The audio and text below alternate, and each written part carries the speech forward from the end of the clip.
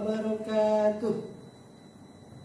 Alhamdulillahirabbil alamin wa bihi nasta'in wa ala umuri dunya waddin wa ala alihi wa ashabihi wa man tabi'ahum bi ihsanin ila yaumiddin. Faqad qala Allah ta'ala fil Qur'anil Karim, ya ayyuhalladzina amanu taqullaha haqqa tuqatih wa la tamutunna illa wa antum muslimun. Puji syukur kehadirat Allah Subhanahu wa taala yang telah memberikan kita begitu banyak nikmat, di antaranya nikmat iman, nikmat ihsan, dan nikmat Islam. Ketika kita menghitung nikmat-nikmat Allah, maka kita tidak akan pernah bisa menghitungnya. Sholawat serta salam tak lupa pula kita sanjungkan kepada baginda yang mulia, yaitu Nabi Muhammad Sallallahu Alaihi Wasallam. Berkat beliau kita, yaitu sebagai umatnya, nanti akan mendapatkan syafaatnya insya Allah ketika kita selalu bersalawat kepada baginda yang mulia Sallallahu Alaihi Wasallam. Sebelumnya Ustadz ingin menyampaikan yaitu cerita Nabi Ibrahim dan Ismail. Sebelumnya Ustadz mau nanya dulu nih kabarnya nih. Apa kabar semua? Alhamdulillah, luar biasa, Allahu Akbar. Iya, yes, mantap. Ya, seperti itu semuanya. Semoga kabar kalian baik-baik saja ya. Cerita Idul Kurban ini, itu Ustadz ingin menceritakan tentang Nabi Ibrahim dan Nabi Ismail alaihissalam. Bagaimana kisah Nabi Ibrahim? Kisah ini menjadi tonggak disyariatkannya ibadah kurban. Kisahnya dijelaskan di dalam surat As-Saffat ayat 99 sampai ayat 111. Coba disimak ya. A'udzubillahi minasyaitonir rajim. Bismillahirrahmanirrahim. Wa qala inni dhahibun ila rabbi sayahdin. Rabbi habli minas shalihin. Fabasyarnahu bighulamin halim. Falamma balagha ma'ahu as-sa'ya qala ya bunayya inni ara fil manam inni azbahuka fanzur madza tara. Qala ya abati if'al ma tu'mar satajiduni insya'allahu minas sabirin. Falamma aslama wa tallahu lil jabin wa nadainahu ayya Ibrahim qad saddaqta ar-ru'ya inna kadzalika najzil muhsinin inna hadza lahuwal bala'ul mubin wa fadainahu bidhibhin 'azim wa tarakna 'alayhi fil akhirin salamun 'ala Ibrahim kadzalika najzil muhsinin innahu min ibadinal mu'minin. Shadaqallahul 'azim. Ayat yang tadi Ustaz baca itu surat As-Saffat. Surat apa? Surat As-Saffat ayat 99 sampai ayat 111. Dan simak ya artinya. Kita simak. Ustaz membaca, kalian disimak dengan baik-baik. Atau dibuka Al-Qur'annya, dibuka terjemahannya sambil dilihat. Dan Ibrahim berkata, sesungguhnya aku pergi menghadap kepada Rabbku, yaitu Allah Subhanahu wa taala, dan dia akan memberi petunjuk kepadaku. Ya Rabbku, anugerahkanlah kepadaku seorang anak yang termasuk orang-orang yang salih. Maka kami beri dia kabar gembira dengan seorang anak yang amat sabar. Maka tatkala anak itu sampai pada umur yang sanggup, yaitu balik, berusaha bersama-sama Ibrahim. Ibrahim pun berkata, hai anakku, sesungguhnya aku melihat dalam mimpi bahwa aku menyembelihmu, maka pikirkanlah apa pendapatmu. Lalu anaknya pun, yaitu Ismail, menjawab, wahai ayahku, kerjakanlah apa yang diperintahkan kepadamu. Insya Allah kamu akan mendapatiku termasuk orang-orang yang sabar. Tatkala keduanya telah berserah diri dan Ibrahim membaringkan anaknya di atas pelipisnya, nyatalah kesabaran keduanya dan kami memanggilnya. Maksudnya Allah memanggilnya, hai Ibrahim, sesungguhnya kamu telah membenarkan mimpi itu. Sesungguhnya demikianlah kami memberi balasan kepada orang-orang yang berbuat baik. Sesungguhnya ini benar-benar suatu ujian yang nyata, dan kami tebus anak itu dengan seekor sesembelihan yang besar. Kami abadikan untuk Ibrahim itu pujian yang baik di kalangan orang-orang yang datang kemudian, yaitu kesejahteraan dilimpahkan atas Ibrahim. Demikianlah kami memberi balasan kepada orang-orang yang berbuat baik. Sesungguhnya ia termasuk hamba-hamba kami yang beriman. Quran surat As-Saffat ayat 99 sampai ayat 111. Di mana kesabaran seorang nabi ini diuji oleh Allah Subhanahu wa taala. Karena Allah memuji setiap hambanya, yaitu kepada para nabi ujiannya yang sangat luar biasa. Seperti Nabi Ibrahim. Nabi Ibrahim ini kenapa dikatakan bahwa ujian yang sangat berat? Ketika itu Nabi Ibrahim menginginkan anak yang soleh, tapi Allah belum juga memberikan kepada Nabi Ibrahim itu keturunan. Sampai Nabi Ibrahim beranjak sudah tua seperti itu, sekitar 80 tahun. Akhirnya Allah berilah dia anak yang telah dinanti-nanti, yaitu Ismail, yang dari ibundanya siapa namanya, ibunda Nabi Ismail, yaitu Siti Hajar. Seperti itu ya. Kira lama sudah punya anak, lalu diberi Nabi Ismail oleh Allah, lalu ditinggalkan. Dia berhijrah.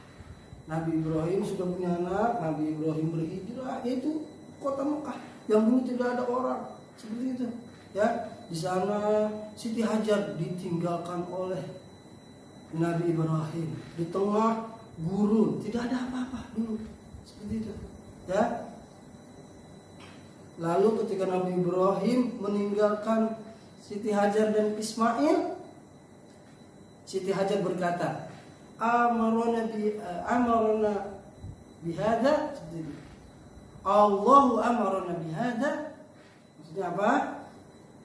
Ketika Nabi Ibrahim dipanggil oleh Siti Hajar, Nabi Ibrahim tidak menengok, ya, tidak menengok belakang seperti itu. Lalu ketika ditanya oleh istrinya Nabi Ibrahim, yaitu Siti Hajar, Allahu amarona bihada, apakah Allah yang memerintahkan ini wahai Ibrahim? Lalu Ibrahim menjawab, Allah lah yang memerintahkanku. Seperti itu. Ditinggalkan Siti Hajar. Lalu Nabi Ibrahim lama sekali tidak berjumpa dengan Nabi Ismail. Akhirnya ketika Nabi Ismail berjumpa dengan ayahnya, yang sudah tahu-tahu sudah besar Ismail, yang diinginkan oleh Nabi Ibrahim, lalu Allah mengujinya dengan mimpi. Ya, diceritakanlah Nabi Ismail kepada Nabi Ibrahim bahwa Allah memerintahkan Nabi Ibrahim untuk menyembelih Nabi Ismail, yaitu anak kesayangannya, anak kecintaannya, seperti itu. Diuji kesabaran Nabi Ibrahim. Tapi akhirnya Nabi Ibrahim pun mengikuti apa yang diperintahkan oleh Allah. Lalu Nabi Ibrahim bertanya kepada Ismail, ya bunayya, apakah kamu berpendapat, apakah kamu setuju ketika ada perintah Allah, aku harus menyembelihmu, aku melihat di dalam mimpi menyembelihmu, seperti itu ya. Lalu Nabi Ismail pun, ya abati fa'al ma yatumar, dan Nabi Ismail pun Nabi Ismail berbicara kepada ayahnya, lakukan apa yang telah diperintahkan oleh Allah, yaitu menyembelihnya. Seperti itu. Ketika dalam perjalanan ingin menyembelih Nabi Ismail, di situ ada syaitan yang mengganggu Nabi Ibrahim, yaitu dengan cara ditakut-takuti. Wah, kenapa kamu Ibrahim membunuh anakmu seperti itu? Seperti itu akhirnya Nabi Ibrahim sampai takol-nakol setan seperti itu. Nah, dan di ibadah haji ada itu. Dan di ibadah haji melontar jumroh seperti itu ya. Dan singkat cerita ketika sudah Nabi Ismail sudah mau disembelih ya, dipotong, lalu Allah ganti Nabi Ismail dengan hewan sesembelihan, yaitu kibas seperti itu, atau kita kenal kambing seperti itulah. Seperti itu singkat ceritanya. Maka sampai hari ini kita merayakan yaitu hari raya besar Idul Adha, Idul Kurban seperti itu. Ya, mungkin itu singkat cerita dari Ustadz seperti itu. Lalu Ustadz ingin menjelaskan macam-macam hewan seperti itu ya. Langsung saja, singkat saja dari Ustadz, macam-macam hewan sembelihan. Apa saja sih Ustadz? Apa aja sih hewan yang harus disembelih, hewan yang harus dikurbankan? Yang pertama kambing. Ya, yang pertama apa? Kambing. Catat, kambing. Yang kedua sapi atau kerbau. Yang ketiga onta, seperti itu. Ya, kambing itu untuk satu orang. Ketika kita punya kambing atau kita membeli kambing untuk satu orang seperti itu. Ya. Lalu kalau onta seperti itu, onta itu untuk 7 orang. 7 orang jadi satu seperti itu. Sapi, kerbau juga sama 7 orang. Nah, kalau domba atau kambing 1 orang untuk 1 orang seperti itu ya. Jadi syarat-syarat hewannya, hewan kurban yang pertama yaitu tidak cacat. Ya, jika memang kita mau menyembelih ontanya sudah 5 tahun. Ingat, onta itu untuk 7 orang. Ya, untuk patungan 7 orang. Sapi, kerbau yaitu 3 tahun. Sama untuk 7 orang. Domba 1 tahun. Seperti itu ya. Dan ingat ini, bukan milik orang lain. Nah, bukan punya, misalkan ada kambing tetangga kamu ambil, mengatasnamakan kamu, ini saya mau korban nih. Nah, bukan, nggak boleh seperti itu ya. Nggak boleh. Nanti kamu diomong sama tetangganya seperti itu. Lalu Ustadz ingin menjelaskan tata cara penyembelihan. Nih biar kamu tahu. Tata cara penyembelihan itu yang pertama itu menghadap kiblat. Menghadap kiblat. Ya, coba kamu lihat. Ketika misalkan ada yang motong nih nggak menghadap kiblat, bilang, "Oh, Pak, itu menghadap kiblat." Itu menghadap kiblat gitu, seperti itu ya. Lalu pisaunya itu harus tajam. Pisau, golok apa segala macamnya harus tajam. Harus diasah dulu seperti itu. Ya, kalau nggak diasah bilangin sama yang menyembelihnya, "Pak, itu tajam dulu." Seperti itu. Lalu yang memotongnya itu membaca Bismillahi Allahu Akbar, Bismillahi Allahu Akbar, Bismillahi Allahu Akbar seperti itu. Lalu takbir Allahu Akbar, Allah seperti itu ya. Lalu ingat sekali sesembelihan. Dan lagi nih, hewan kurban ini jangan ketika hewan kurban mau dipotong, mau disembelih, jangan diperlihatkan dengan hewan kurban yang ingin dipotong. Ya, kalau bisa ditutupin seperti itu. Kasihan. Nah, seperti itu. Nah, singkatnya Ustadz sudah cerita, Ustadz sudah menjelaskan seperti itu ya. Semoga bermanfaat. Semoga nanti besok nih hari Jumat bisa kita mengikuti pertama sholat Idul Adha. Nah, sholat Idul Adha, jangan lupa. Setelah sholat Idul Adha baru kita menyaksikan penyembelihan. Harus disaksikan ya, bagaimana seperti itu. Ya, pertama sholat Idul Adha, yaitu sholat Idul Adha. Ingat nih, sholat Idul Adha 2 rakaat dilakukan pada pagi hari. Itu. Ingat, sholat Idul Adha 2 rakaat. Rakaat pertama 7 takbir. Rakaat kedua 5 takbir. Seperti itu ya. Oke. Lalu niat sholat Idul Adha. Niat sholat Idul Adha. Usolli sunnatan li'idil adha. Sekali lagi, dengerin nih. Usolli sunnatal li'idil adha rak'ataini ma'muman lillahi ta'ala. Kalau jadi makmum, kalau jadi imam, imaman lillahi ta'ala. Di apa? Jangan lupa. Oke? Usolli sunnatal li'idil adha rak'ataini ma'muman lillahi ta'ala. Seperti itu ya. Semoga apa yang telah Ustadz sampaikan bermanfaat bagi semuanya, bagi Ustadz, bagi anak-anak, semuanya yang menyaksikan ya. Semoga kita bisa mengamalkannya dalam kehidupan sehari-hari.